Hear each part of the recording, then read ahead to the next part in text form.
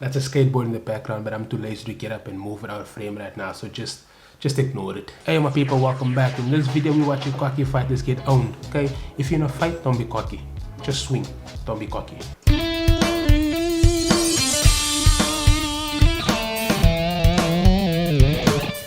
When cocky fighters get owned. Hello, and welcome back to the channel.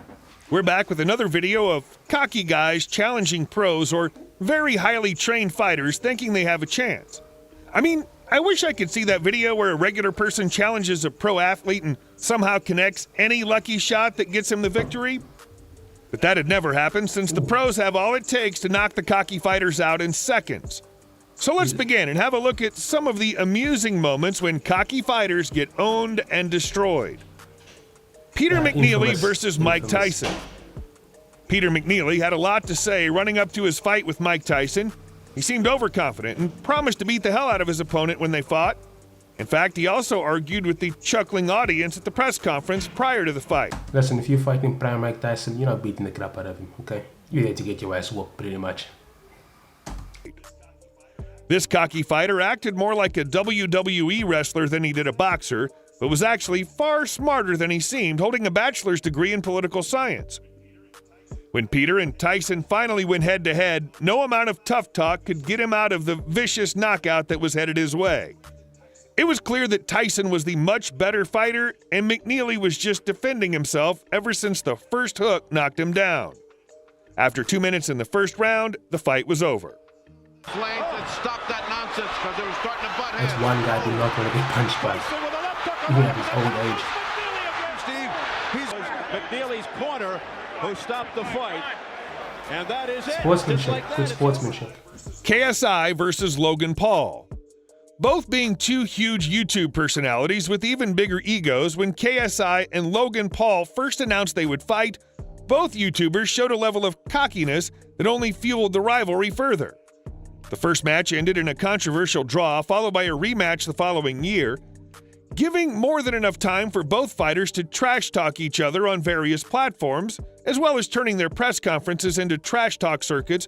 When they finally met in the rematch, both fighters didn't exactly perform as they promised before.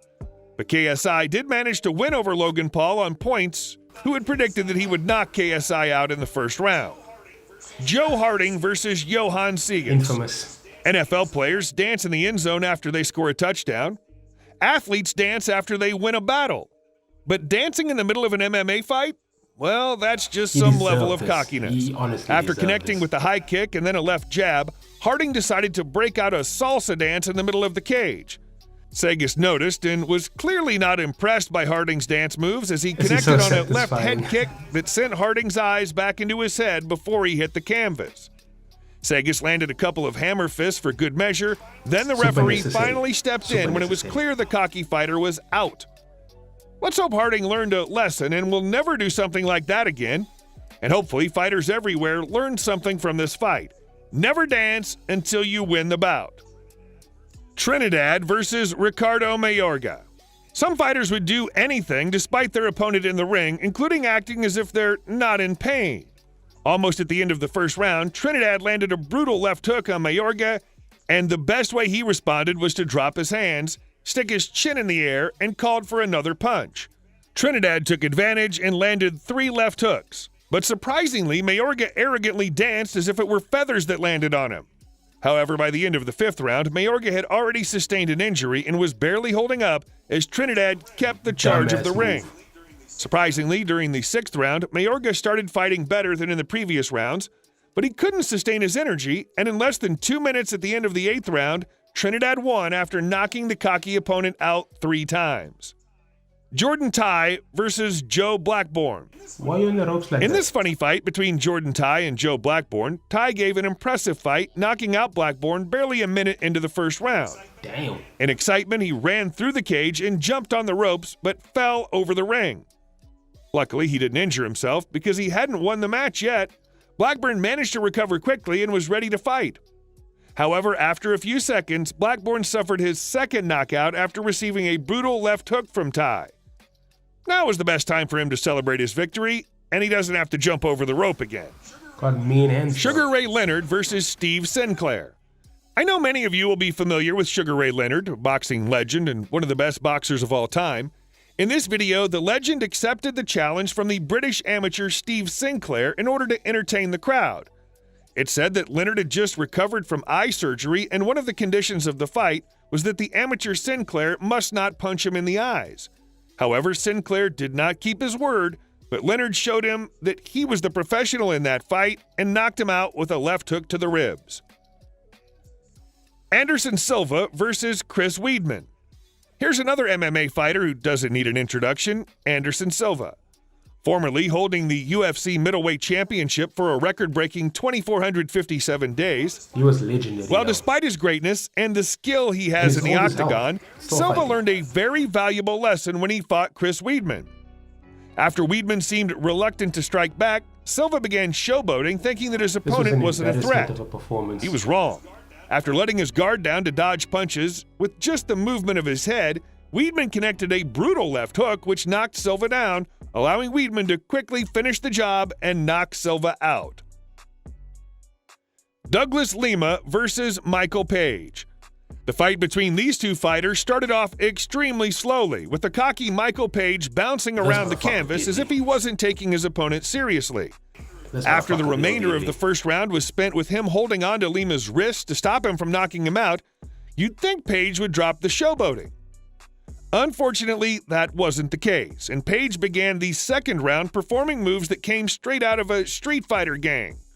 Lima took notice and swept his opponent off his feet before going in for the knockout punches. Unfortunately for Page, the loss not only cost him the $1 million win, but also caused him to lose his undefeated record. Oh, he's undefeated.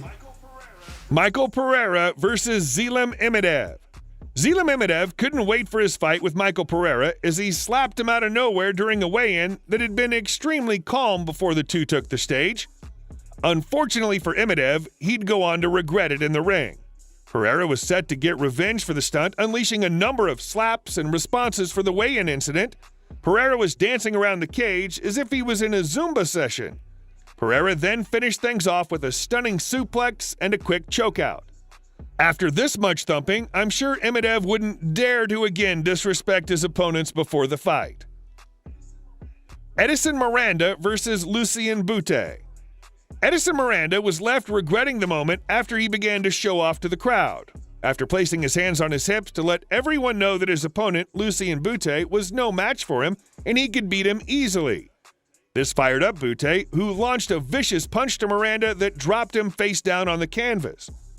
If it wasn't for Miranda dropping his guard and relaxing to showboat, based on the way he was fighting beforehand, he had a great chance to take victory. However, that wasn't the case, and the cocky fighter got what he deserved. Damn, looks like they're punching his brain cells out. Damn, jaw gone. Just damn. Rod Salka versus Danny Garcia.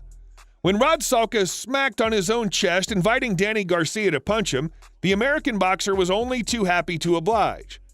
Garcia landed a devastating punch that dropped Salka hard on the canvas. In fact, the left hook was so powerful the white towel was almost thrown straight out of the arena by Salka's concerned corner. And it was enough for the cocky fighter to put him to sleep. Fight over. I'm sorry to say, guys, but you've reached the end of our video. Now, don't forget to mention your thoughts in the comments section. If you admired our video, then don't forget to press the like button and subscribe to our channel for sportier. Well, that was fun. What we learned from this, don't be cocky, okay? If you're in a fight, just throw hands. Don't need to show the people that you're winning, or you might end up on this list. Thank you guys for making it this far. Hit that like button if you enjoyed this video. Subscribe if you aren't. We're new, but we're trying to grow. We're trying to reach 50. 50 is the target at the moment. I want to try end of the year with maybe at least 100. That's the goal for now, but at the moment, we're trying to reach 50. So if you enjoyed this video, please hit that like button, hit that subscribe. I'll see you guys in the next one. Bye-bye. Peace.